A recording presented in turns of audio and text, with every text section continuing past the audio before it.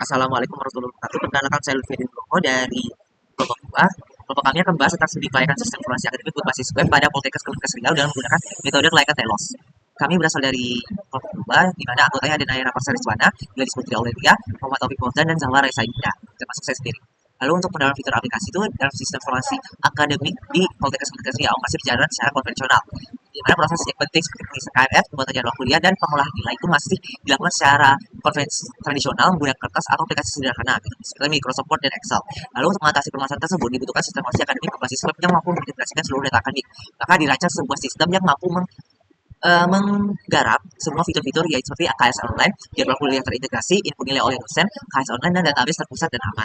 Lalu ada studi kelayakan ekonomi. Ini yang pertama kita bahas, yaitu pertama ada komponen biaya dan komponen manfaat. Di mana komponen biaya itu ada biaya pengadaan, biaya pengembangan, dan biaya operasi dan biaya perawatan.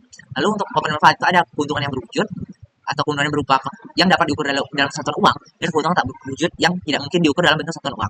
Lalu untuk estimasi biaya dapat dilihat di sini. Lalu untuk estimasi biaya dalam SDM-nya, dan untuk ini estimasi biaya operasional harian, yaitu setelah sistem informasi akademik ini diterapkan pada tahun pertama. Lalu kita akan menghitung tentang metode periode pengembaliannya. Ini menghitung jangka waktu yang diperlukan untuk membayar kembali biaya investasi dalam pembuatan aplikasi. Setelah dihitung, payback periodnya tuh mencapai 7 bulan atau 0,61 tahun. Lalu ada target keuntungan bisnis. Target keuntungan dari penerapan sistem informasi ini ditetapkan sebesar 200 juta per tahun. Target tersebut disusun berdasarkan perkiraan peningkatan efisiensi dan produktivitas setelah sistem dijalankan.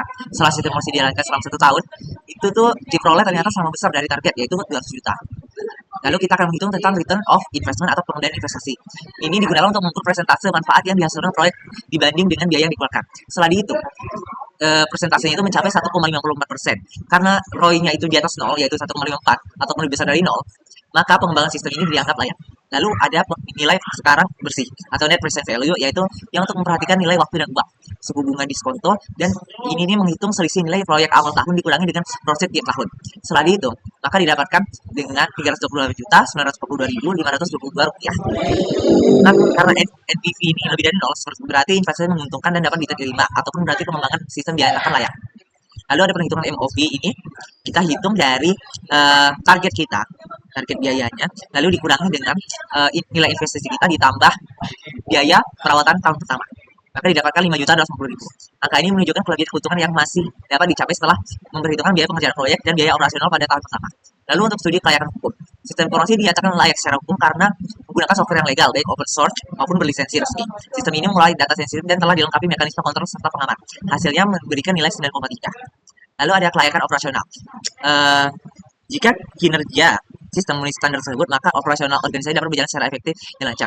Yang pertama itu dari segi prosesnya, itu proses penyelesaian satu pekerjaan itu memerlukan durasi yang cukup lama. Lalu untuk sistem baru ini, durasi yang diperlukan itu lebih singkat, yaitu sekitar 10 menit. Dari segi informasi di sistem lama itu yang dihasilkan tidak akurat. Untuk sistem baru itu informasi yang dihasilkan mampu disajikan secara tepat waktu dan lebih akurat. Dari segi ekonomi, biaya yang dikeluarkan tinggi karena sering terjadi kesalahan dalam cetak laporan. Sedangkan setelah diterapkan sistem baru, biaya yang dikeluarkan jauh lebih rendah. Lalu ada kontrol. Di dalam segi kontrol, file akademik masih bisa diakses oleh pihak yang tidak memiliki wewenang. Tapi kalau di sistem baru itu menerapkan pengendalian dan dengan membatasi hak akses dan pengguna sesuai kewenangannya. Lalu ada efisiensi. Dari segi efisiensi, proses kerja masih memakan banyak waktu karena pengguna harus input data yang sama berulang kali. Dalam sistem baru itu, sistem baru dapat membuat pekerjaan lebih cepat karena tidak perlu lagi memasukkan data yang sama berulang kali. Lalu untuk segi servis dan segi sistem lama, kualitas pelayanan masih kurang dan proses pengolahan data berjalan lambat. Dalam sistem baru, setelah diterapkan, kepuasan pengguna meningkat dan proses pengolahan data juga berjalan lebih cepat. Lalu dari segi kelayakan jadwal, proyek ini ditargetkan rampung dalam kurun waktu 1 tahun agar lebih terarah. Proses pengembangan sistem informasi ini dibagi menjadi 15 tahapan yang saling berkaitan.